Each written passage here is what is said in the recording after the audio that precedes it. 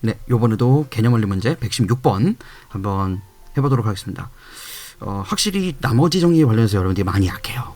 여긴 개념 자체는 어렵진 않은데 적용할 수 있는 공간의 영역이 워낙 넓다 보니까 생각을 많이 해야 되는 문제일 것 같다는 느낌이 드네요. 자, 최고차항의 개수가 1이라고 줬습니다. 이거 굉장히 귀중한 정보죠. 그러니까 최고차항이 1이라고 주어지게 되면 우리가 4차다 항식이라고 했기 때문에 얘를 x 플러스 어쩌고 뭐 이런 식의 인수로 고별해서 묶을 수 있을 거예요. 자, 그때 f에다가 4를 넣은 값을 구하라고 했고 두 개의 정보를 줬는데 하나는 x 플러스 1로 나눈 나머지 하고요, x제곱 빼기 3으로 나눈 나머지가 서로 같대요. 0이란 말은 안 했어요. 그러니까 인수인지는 몰라요. 얘가 fx의 인수가 아닐 수도 있어요. 근데 다만 나머지가 똑같다. 그죠? 그 다음에 요번에는 x 자리에다가 x 플러스 1을 한번 넣고요, 그 상태에서 5로 뺐을 때는 x제곱 플러스 x로 나눠서 떨어진대요. 자, 여기도 지금 학생 본인도 표시를 해놨지만, 자, 지금 여기서 눈에 띄어야 되는 정보는 첫 번째로는 당연히 개수가 1이라는 거예요. 그거 써먹어야 될 거예요. 나중에 가서 세팅할 때 중요하겠죠. 그 다음에 두 번째는 x 플러스 1로 나눴을 때 나머지와 x제곱 빼기 3으로 나눴을 때 나머지가 같다는 것. 이게 제일 중요한 정보인 것 같아요. 지금 여기서는 이번 정보를 제일 많이 쓸 것 같고, 그 다음에 3번 정보 x 플러스 x로 나눴을 때 나눠 떨어진대요. 근데 5를 빼서 그렇게 한 거야. 이게 무슨 의미인지는 아마 가조건하고 1번 첫 번째 조건하고를 두 개를 섞어서 계산을 해봐야 뭔가 그 성질을 파악할 수 있지 않을까. 자, 그러면 이렇게 정보가 이렇게 테크트리가 여러 개로 주어지면요, 가장 눈에 띄는 정보부터 이용하는 게 맞아요. 물론 지금 나 정보에서 지금 여기 정리되어 있던 것처럼 x에 x 플러스 1로 묶을 수가 있겠구나 라는 건 알 수 있지만, 가조건과 나 정보를 한 번에 바로 밀어붙이기가 어려운 이유가 뭐냐면요, 여기 x 자리하고 x 플러스 1이 서로 다르다는 것에 있어요. 얘는 오히려 값을 구하는 데 쓸 것 같다라는 느낌이 듭니다. 그러니까 3번 정보는 2번 정보의 가조건을 가지고서 메인 식을 세우고요, 그 식을 세운 상태에서 나 조건에 있는 3번 정보를 활용해가지고 힌트를 얻어가는 그런 형태일 것 같아요. 그렇다면 3번부터 먼저 해석을 해볼게요. 3번에다가 f에 0을 넣으면 어떻게 되나요? 양변에. 그러면 일단 우변은 없어지다, 나눠 떨어진다고 했으니까 없어질 거고, x에다가 0을 대입했을 땐 x에다 0을 대입하게 되면 결국에 f에 1을 넣은 게 5가 된다, 이런 얘기가 되는 거죠. x에다가 1이 아닌 마이너스 1을 집어넣어도 동일하죠. 마이너스 1을 집어넣게 되면은 f에 0을 넣었다는 얘기가 되는 건데, 그것도 5로 나머지가 똑같다, 좀 이렇게 얘기가 되고 있는 거예요. 자, 근데 이제 요 조건 두 개를 이제 가식으로 2번 식에서 쓸 때 접목해야 될 것 같고요. 자, 이제 가조건을 가지고서 식을 한번 세워보죠. 자, fx에 대해서 두 가지를 한꺼번에 준 거랑 같아요, 여기서는. 그죠? 그래서 얘를 x 플러스 1에 나눈 나머지, 그 다음에 또 x제곱 빼기 3으로 나눈 나머지가 결국에 지금 4차라 그랬기 때문에 여기에는 3차가 들어올 거고요, 몫으로. 여긴 2차가 들어오겠죠. 근데 그게 중요한 정보가 아니기 때문에 대충 쓴 거예요, 쌤이. 자, 그랬는데 여기서 재밌는 건 이 나머지가 지금 동일하다 그랬어요. 그죠? 그런데 이렇게 나머지가 동일하다 그러면 차수가 낮은 애를 좀 눈여겨 봐야 돼요. 왜? 나머지 차수 높은 거 좋아해요? 아니죠. 여러분들은 항상 쉬운 거 원하잖아. 그러니까 나머지가 차수가 낮은 애가 표본이 될 거예요. 그게 누구예요? x 플러스 1로 나눴을 때 나머지가 상수항이거든요. 그래서 얘는 문자를 한 개만 놓을 수 있는 거예요. 그리고 그거는 x제곱 빼기 3에도 동일해요. 요렇게 볼 수 있겠죠. 자, 그렇다면은 여기에서 이제 이 정보 조건하고 앞에 있었던 나 조건하고 최고차항 개수가 1인 거하고 어떻게 접목시켜서 볼 것이냐에 대해서는 생각을 해봐야 된다고요.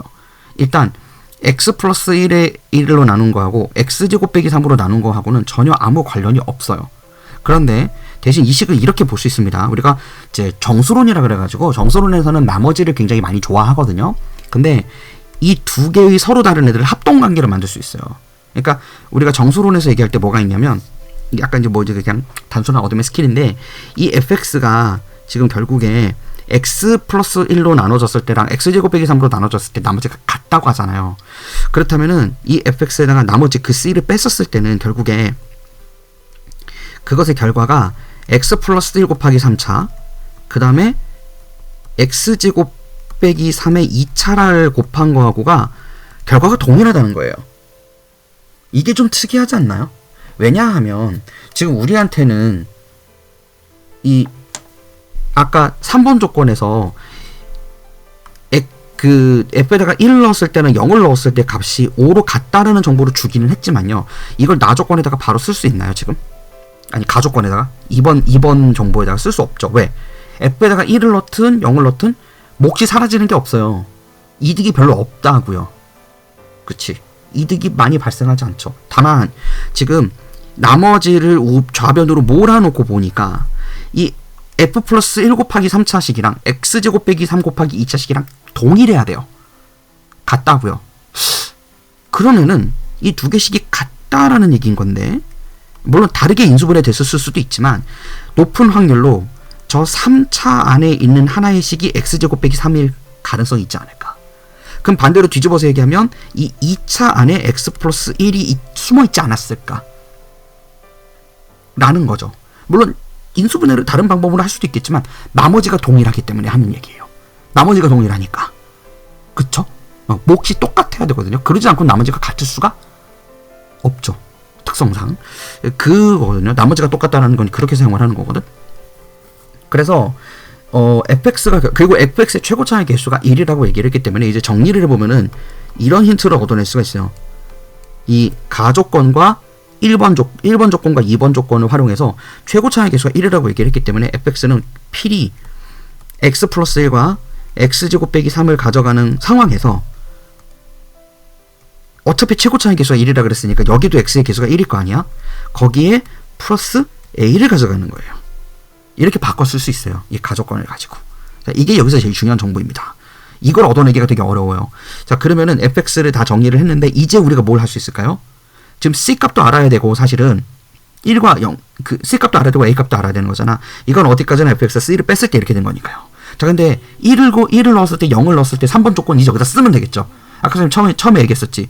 결국 2번 조건으로 리모델링 된 식에다가 2번 조건과 1번 조건으로 리모델링 된 식에다가 3번 조건을 넣어야 될 것이다. 이런 합리적인 추론까지 가능할 정도로 여러분들이 문제풀이가 되면 진짜 1등급이에요. 많이 해보시면 돼요. 되게 재밌어요. 이런 거. 설계 대결하기. 뭐 이런 거 한번 나중에 해봐도 되겠다. 자, 그래서 f에다가 1을 넣었을 때 하고 먼저 볼게요. f에다가 1을 넣게 되면 이제 f에 1을 넣으면 5니까 어떻게 됩니까?